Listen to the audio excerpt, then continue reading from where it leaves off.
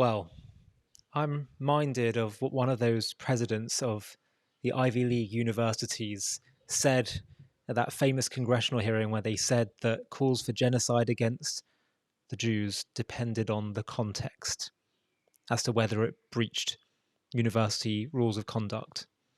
And they had that other famous line. They said the issue is only whether speech becomes conduct. Whether speech becomes conduct. Well, speech is becoming conduct. Yaron Lischinsky and Sarah Milgrim, now of blessed memory, who were murdered in cold blood, with the murderer shouting "Free Palestine" outside the Jewish Museum in Washington, D.C. If you don't want to see how this kind of anti-Semitic, what's dressed up as anti-Israel only narrative, but it is anti-Semitic, of Free Palestine and the Palestinian cause, if you don't want to admit, if we can't see how this narrative leads to Jew hatred, to anti-Semitism, to violence, enables that, how this is so clearly the new anti-Semitism, well, this is your answer. What happened just the other night is your answer to that. Let's be completely clear. The people that the shooter would have associated with, related to, felt he was a part of, are not so different from the absolutely incendiary, vitriolic campus activity where Jews and Zionists are intimidated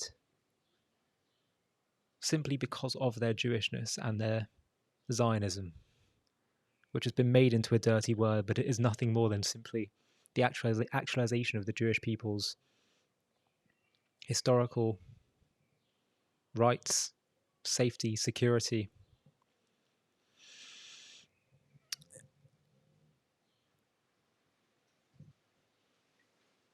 We need to start becoming clearer now about what this whole Palestinian narrative is doing and has done, because the stakes now are life and death. It's not just, will we achieve our political goals or not? This is now life and death, and so we now need to become utterly clued up and utterly clear-minded about what the Free Palestine movement is all about. In my mind, and I've said this before, the Palestinian flag is no different in its implications to the swastika. And those that shout "Free Palestine," I'm sure there are some who are well-meaning and ignorant, but I judge movements and ideologies on its actions, on its effects, and what it actually says and does. And this shooter who screamed "Free Palestine" as he killed these two Jews, working for the Israeli embassy,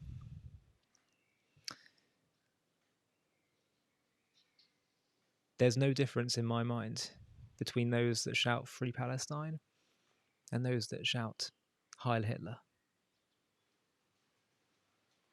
Because we have far too much information now that proves that the ringleaders of the Palestinian cause, of Palestinianism, have fooled us.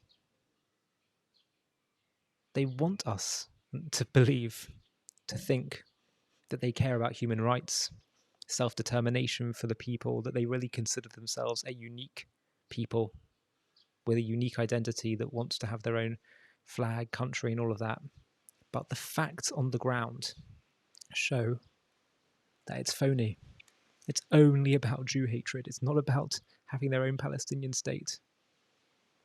There just isn't the evidence to make that case among any of the Palestinian factions, causes, leaders.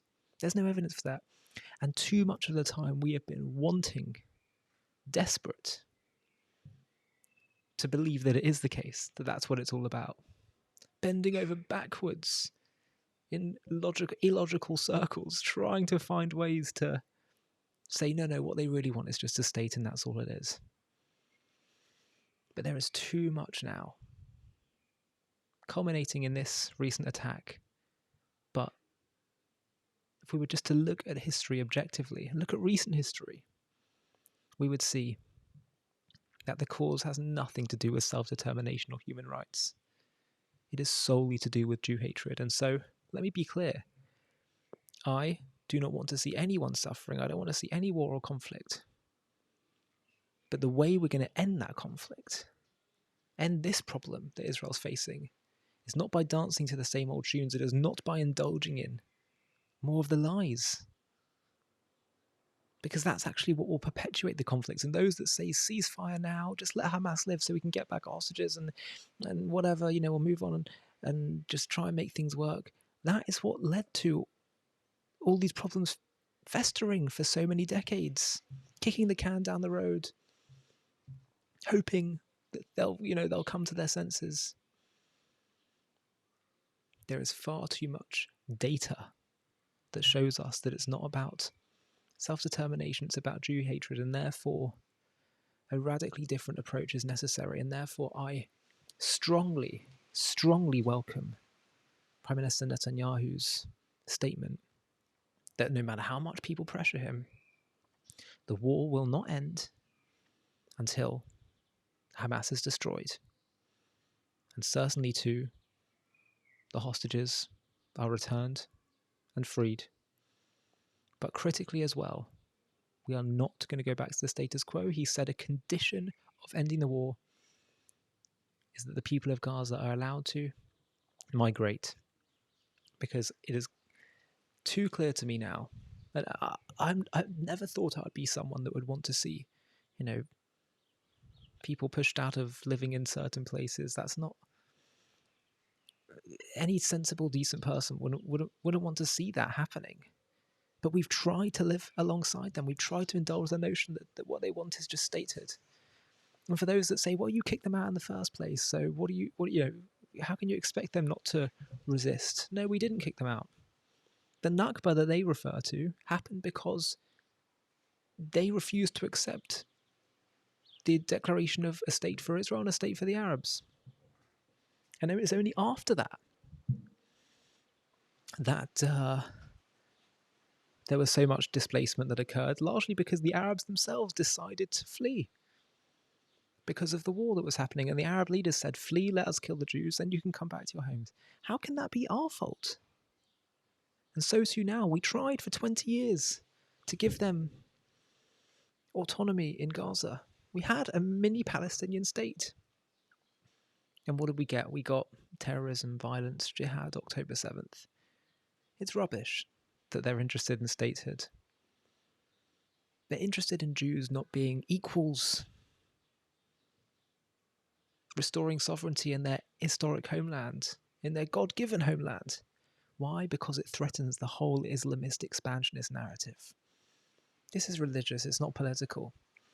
And therefore my view is, because of that, much as I lament it, the only way to deal with this is to take the sting out of it all and no longer have such a high presence of Arabs living inside of Israel, which I'd include Gaza in that, because it just encourages them, incentivizes them to want to keep undermining Israel and getting rid of it and building this narrative.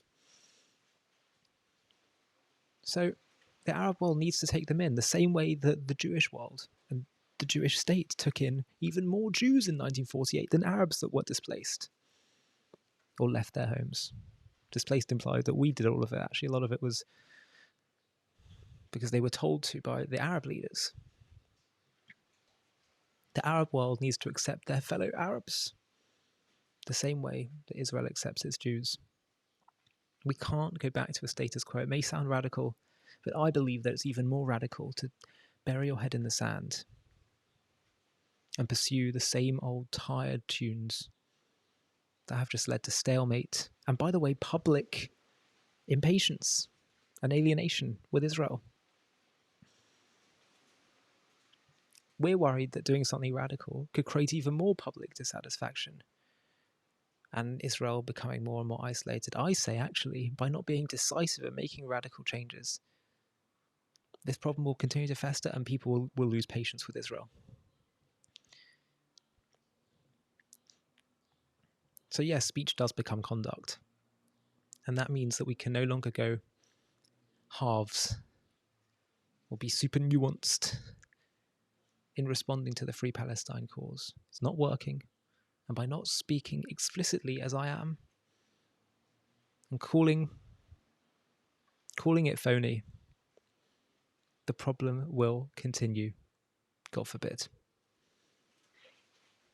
So this Free Palestine cause is deadly. It's a lie. And the best thing for the quote-unquote Palestinians will be for Israel to make radical changes that can lead to long-term peace. Hi, thank you so much for watching. To watch another one, click here. To stay up to date with all our content, click here to subscribe. And if you're able to, you can help support JTV to grow and grow by clicking join below this video, where you can become a member and get perks including early access to videos and private live discussions with me. But most of all, you'll be partnering with us on our mission to change the world.